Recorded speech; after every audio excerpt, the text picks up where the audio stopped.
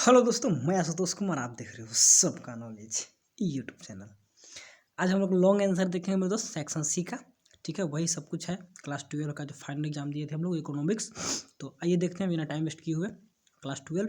ठीक है, long answer देखेंगे, शॉर्ट वगैरह बता दें, डिफिनेशन वगैरह सब याद कर लीजिएगा। फ्लो वगैरह का इंपॉर्टेंट है, कुछ कुछ नेशनल इनकम से कुछ समझना है।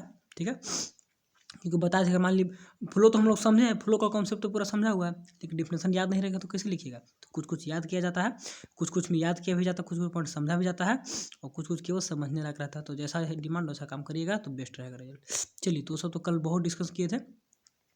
अब हम लोग डायरेक्ट बिना टाइम वेस्ट किए हुए, ये सेक्शन बी है, सेक्शन सी की ओर चलते हैं। एक टॉपिक को अच्छे से नहीं समझा पाते, बजट वाले चैप्टर को पढ़ेंगे तो हम लोग क्लियर कर लेंगे। वहाँ पर लॉन्ग आंसर टाइप क्वेश्चन आ गया, तो याद कुछ कुछ ठीक है उसमें। और कल मेन बात यही बोले थे कि जो शॉर्ट है डिफिनेशन उसको याद कर लीजिएगा, जो थोड़ा सा बड़ा है उसमें कुछ कुछ पॉइंट याद करना है, कुछ कुछ समझना है, और जो काफ़ी बड़ा रहता है उसको केवल समझना रहता है। ठीक है, ताकि एग्जाम लिखे तो खट से डिफिनेशन वाले को लिख दे आंसर। ठीक है, जो थोड़ा सा बड़ा में है तो उसमें कुछ कुछ पॉइंट याद है, कुछ कुछ समझा हुआ तो उसको लिख देंगे, और लॉन्ग है तो केवल समझा हुआ तो उसको आराम से लिख दिया जाता है। समझना सब है, लेकिन याद करके समझ के दोनों करके। ठीक है, ठीक, और याद भी करिएगा तो समझ कर। फ्लो का डिफिनेशन याद किया तो फ्लो समझ भी रहे हैं कि कैसे क्या होता है। ठीक, तो सब कुछ लेकर चलिएगा ताकि रिजल्ट में कहीं से कोई दिक्कत ना हो। चलिए, तो 1 मिनट 1.5 मिनट टाइम वेस्ट किए हैं, अब डायरेक्ट हम लोग लॉन्ग आंसर की ओर चलते हैं। बहुत इंपॉर्टेंट है, सारे को बना लीजिएगा। वो पार्टी नेशनल इनकम तो डिफिनेशन में दिए थे, तो इसको दोबारा देंगे नहीं। Discuss any one method of measuring the national income, इसी को डिस्कस करेंगे। एक मेथड जो नेशनल इनकम को कैसे कैलकुलेट किया जाता है। तो इनकम मेथड फैक्टर, चलिए इनकम मेथड को ही डिस्कस कर देते हैं। इनकम मेथड यहाँ पे डिस्कस करते हैं। देखिए, इनकम मेथड अलग होता है, वैल्यू एडेड मेथड, ठीक है, आउटपुट मेथड। तो बहुत सारे मेथड, 3 मेथड है, लेकिन मैं सिर्फ और सिर्फ सेकंड मेथड इनकम मेथड को स्टार्ट करते हैं। देखिए, इनकम मेथड का income method of the measuring of national income, estimate the income on the basis of payment made to the primary factor of production in the form of wages। ठीक है, यानी कि wages को form में कितना production किया तो उन लोगों को पेमेंट दिए, तो उसी को कैलकुलेशन करेंगे ना तो नेशनल इनकम का पार्ट आ जाता है। कैसे, देखिए, इन द अदर वर्ड, दूसरे वर्ड में बोलते हैं, national income is the sum of the total of the factor income earned by the normal residence of a country during year by working both with in और outside the country. National income के बारे में बोल रहा है, वैसे income को national income कहते हैं जो कि एक साल में जो हमारे लोग हैं, कंट्री के जो लोग हैं, तो फैक्टर इनकम वहाँ से कितना अर्न कर पाए। ठीक है, विद इन द कंट्री और outside the country. Factor income उसे बोला जाता है जो फैक्टर ऑफ प्रोडक्शन जब लगे रहते हैं तो उससे जो इनकम जनरेट होता है उसी को फैक्टर इनकम बोलते हैं। तो sum of the total factor income earn by the normal residence of country during the year is working by both with in और आउटसाइड इज कॉल्ड। बाहर जो काम कर रहे हैं दूसरे कंट्री में, तो भी यहाँ पे ऐड होता है। ठीक है, net factor income from abroad पढ़े होंगे, net factor income from abroad. ठीक है ना, तो पढ़े होंगे तो यहाँ से कैलकुलेशन पता चलता है कैसे क्या होता है। चलिए, स्टेप इन्वॉल्व कैसे कैसे निकालेंगे, एक इनकम मेथड के बारे में डिस्कस कर दिया हम लोग। ठीक है, तो इनकम मेथड से निकल जाता है क्या, नेशनल इनकम निकल गया इनकम मेथड। चलिए, first of all you classify the economy in the 3 category. मैं एग्जाम इसी को लिखा था, इसलिए मैं आप लोग को भी दे दिया, प्राइमरी सेक्टर, सेकेंडरी सेक्टर और टर्सरी सेक्टर। ठीक, सेकंड में फैक्ट्री इनकम डिवाइडेड इनटू, देखिए सब लॉन्ग आंसर है, सब वो समझिएगा तभी अच्छा से यार माइंड में फंसेगा, माइंड में आएगा मतलब। ठीक, फैक्ट्री इनकम में divide into 3 groups. Compensation of employ, जिसको में वेजेस, सैलरी, पेंशन वगैरह मिलेगा। ऑपरेटिंग सरप्लस, सब पढ़ाते वक्त डिटेल में बता दिए सबको, क्योंकि सब देखिए नोट से लिया हुआ, देखिए देख रहे हैं जी, सर का नोट से सब दिए हैं। Income of the self employed person, सबको बांट दिया अलग अलग। तीसरा में addition of net factor income for, इसको भी ऐड करेंगे तब ना नेशनल इनकम बनेगा जो बोले थे। तो ऐसे करके बांटना होता है। ठीक है, पहले ग्रुप में बांट दीजिए सेक्टर वाइज, उसके बाद इनकम बांट दीजिए सबको, compensation of employ, operating surplus और मिक्स्ड इनकम। इतना बांटने के बाद सारे को ऐड कर दीजिए। कंपनसेशन ऑफ एम्प्लॉय ये काम हो गया, ऑपरेटिंग सरप्लस, और उसके बाद मिक्स्ड इनकम को ऐड करिए। उसके बाद क्या बोलते हैं, net factor and domestic income को ऐड करिए। ठीक है, NFA फैक्टर कॉस्ट पे, उसका net factor income from abroad को ऐड कर दीजिए, तो नेशनल इनकम बन जाएगा। ठीक है, नेशनल इनकम बन गया, नेशनल इनकम बन गया, हो गया कंप्लीट। एट फैक्टर कॉस्ट पे इसको जो हम लोग टैक्स जोड़ेंगे ना तब मार्केट प्राइस पे आ जाएगा, तो टैक्स नहीं जोड़े, फैक्टर कॉस्ट पे निकलता है। कोई भी नेशनल इनकम फैक्टर कॉस्ट पे निकला है। यहाँ पर डोमेस्टिक इनकम को क्यों जोड़ेंगे, क्योंकि डोमेस्टिक इनकम में जोड़ेंगे ना तो उसमें नेट फैक्टर को जोड़ेंगे तब जाकर नेशनल बनता है। ठीक है, दोनों फैक्टर कॉस्ट, बस सिंपल था एक स्टेप, बहुत अच्छा स्टेप है, आसान स्टेप है। इसको इनकम मेथड को बना दिएगा, जितना इनकम लोग अर्न करते हैं उसी को कैलकुलेशन कर देंगे तो इनकम मेथड में। और कैसे कैसे कंट्री का आता है सिंपल है, इसको एक बार पढ़िएगा अच्छे से समझ में आ जाएगा। ठीक है, चलिए इसके बाद और सेकंड क्वेश्चन देख लेते हैं, जल्दी से खत्म करेंगे सारे को। व्हाट इज नेशनल हो गया।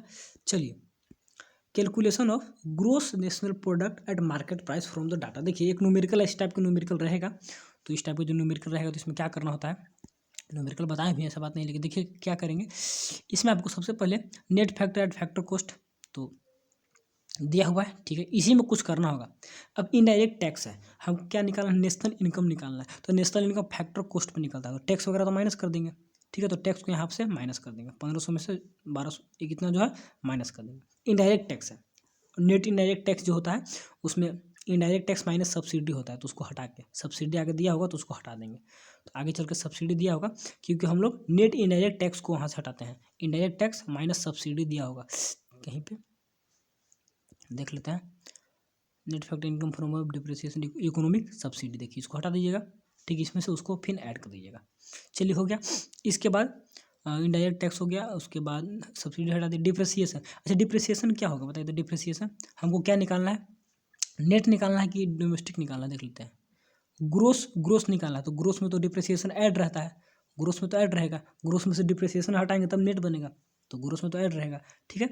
नेशनल है तो net factor income from add होगा, तो नेट फैक्टर इनकम फ्रॉम कहीं दिया होगा तो उसको ऐड करेंगे, देखिए इसको ऐड करिएगा, और डिप्रिसिएशन को क्या करिएगा, डिप्रिसिएशन को भी ऐड करना होगा, क्योंकि हमको क्या निकालना है, ग्रोस निकालना है, तो डिप्रिसिएशन को भी ऐड करना होगा, ठीक। नेट निकालना रहेगा ना, तब जब डिप्रिसिएशन को माइनस करेंगे, डिप्रिसिएशन को और नेट फैक्टर को इसको ऐड करेंगे, इसको ऐड करना है, ठीक, इसको भी ऐड करना है, इसको माइनस करना है, और ऊपर में और ऊपर में आपका इनडायरेक्ट टैक्स को ऐड करना है, और बस इतना कुछ करने के बाद, क्योंकि आपको मार्केट प्राइस पर ऐड करना है तो इनडायरेक्ट टैक्स को ऐड करिएगा, फैक्टर कॉस्ट पे तो है नहीं, मार्केट प्राइस पे है, तो मार्केट प्राइस पे है तो इनडायरेक्ट टैक्स को ऐड करना होगा, और कहीं से कुछ बस domestic product and factor cost दिया है, आपको मार्केट कॉस्ट पे जाना है तो इसको ऐड करना होगा।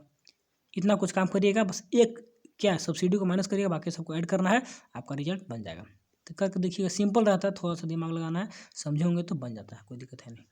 सेकंड भी हो गया। चलिए जल्दी से एक और जो है उसको भी खत्म। Explain the problem faced in the barter system. देखिए बाटर सिस्टम मतलब पढ़ाए थे अच्छे से एकदम। How is the money solve the problem, money कैसे इसको सोल्व करता है, इसको तो आप नोट से बना सकते हैं, नोट्स में दिया हुआ है। एक्सप्लेन बाटर सिस्टम के बारे में ऊपर ही बताए थे कि बाटर सिस्टम में बहुत सारे प्रॉब्लम को फेस करना पड़ता है, जैसे डबल कोइंसिडेंस हो गया, प्रॉब्लम ऑफ क्या होगा, डिविजिबिलिटी हो गया, प्रोडक्ट को बांट नहीं सकते हैं, मेजर ऑफ वैल्यू, जितने सारे फंक्शन में आएंगे ना सब मनी का, उतने सारे इसमें प्रॉब्लम थे। तो इसको खुद से भी लिख सकते हैं या नोट्स को पढ़ के समझ के उसके बाद लिख सकते हैं, नोट्स से भी लिख के उसको याद कर लीजिए, जैसे करना होगा इसको आप खुद से कर लीजिएगा, आसान है, दे दिया है नोट्स में सब कुछ दिया हुआ है, ठीक, तो इसको खुद से कर लीजिएगा। इसके बाद और कुछ है, देखिए 18 और 19 है, दोनों को बता दे रहे हैं जल्दी से, शॉर्ट वीडियो में सब खत्म कर देंगे। चलिए क्या है, distinguish central bank commercial bank, पढ़ाते वक्त भी बोले थे कि वीबीआई है, वेरी वेरी इंपॉर्टेंट है, जो हमेशा पूछता है, इस पिछले बार पूछा था, इस बार पूछ सकता है, कोई इसमें दो नाम नहीं है। और what is multiply, explain the relations between MPC and multiply. देखिए इसी को बताते उसके बाद हम लोग बताएंगे सेंट्रल बैंक और कमर्शियल बैंक। देखिए मल्टीप्लायर क्या होता है, एक सेकंड, देखिए मल्टीप्लायर क्या होता है, इन्वेस्टमेंट मल्टीप्लायर टेलर्स हमको बताता है क्या, that when there is increase in aggregate investment, अगर एग्रीगेट इन्वेस्टमेंट इंक्रीज करते हैं, income will increase by the amount K, तो के अमाउंट से इनकम इंक्रीज करेगा, ठीक है, के टाइम से, एंड इंक्रीजमेंट ऑफ इन्वेस्टमेंट के इंक्रीजमेंट से हम लोग का के टाइम में क्या बोलता है, इनकम इंक्रीज करता है, अगर इन्वेस्टमेंट हम लोग लगाते हैं तो वहाँ पे इनकम इंक्रीज करता है, इसी के बारे में बताता है, ठीक। अदर वर्ड में, इन द वर्ड ऑफ क्या है, कुरिहारा, तो कोरिहारा के वर्ड में क्या कर सकते हैं, multiply the ratio of change in income to the change in investment, दोनों का रेशियो है, कितना इनकम में चेंज हो कितने, तो इन्वेस्टमेंट में चेंज करते हैं उससे कितना इनकम चेंज हुआ, तो उसके बारे में कि मल्टीप्लायर है, वाई आपका चेंज इन इनकम है, और आपका चेंज इन इन्वेस्टमेंट है। Multiplier explain how many times the income increases, देखिए विद इंक्रीज इन इन्वेस्टमेंट को इंक्रीज करने से इनकम कितना बार इंक्रीज करता है, इसको बताता है। सपोज इन्वेस्टमेंट, ये भी डिफिनेशन अच्छा है, ऊपर वाला का समझ में नहीं आ रहा होता भी अच्छा है, ठीक। वही बात दोनों, tellers the when there is increase in aggregate investment, income will increase by an amount which is K times the increase in investment, जितना इन्वेस्टमेंट किया है तो उससे कै गुना इनकम इंक्रीज किया, तो उसी के बारे में बताता है। तो दोनों बात सेम है, यहाँ पर भी है, how many times the income increase with increase in investment increase करने से इनकम कितना टाइम इंक्रीज किया, ठीक, तो वही बात है। चलिए सपोज मानिए कि इन्वेस्टमेंट इंक्रीज इतना हुआ, तो result in this income increase कितना 400, तो 4 टाइम हो गया, k is equal to delta Y by 4 time हो गया, सब पढ़ाया हुआ है। रिलेशनशिप देख लीजिए, रिलेशनशिप बिटवीन एमपीसी एंड के पूछेगा दोनों में रिलेशनशिप हम लोग जानते हैं, देख लीजिए। The concept of multiply based upon the fact that once man expenditure is another man income. बताए थे कि मल्टीप्लाई का कॉन्सेप्ट क्या है, एक मैन का जो खर्च होता है दूसरे मैन का क्या इनकम होगा। मान ली मैं जो खर्च करूंगा तो कहीं पैसा जाएगा तो किसी का इनकम होगा। हाँ, तो कॉन्सेप्ट है कि एक मैन का क्या होता है, इनकम हो, ठीक है।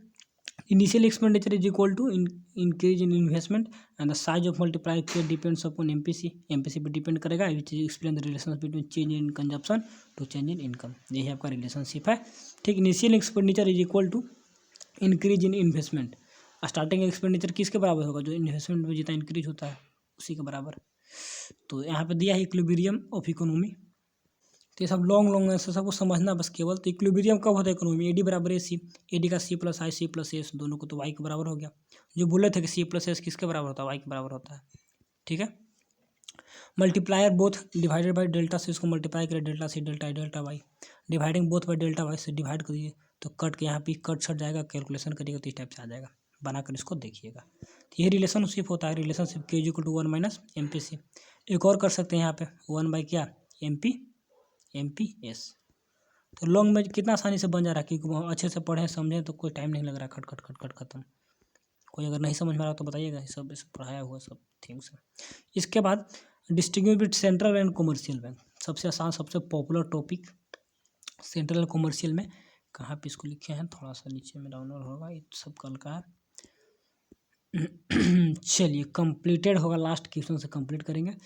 तो इसको थोड़ा सा यहाँ तक हो गया था, ठीक है कंप्लीटेड।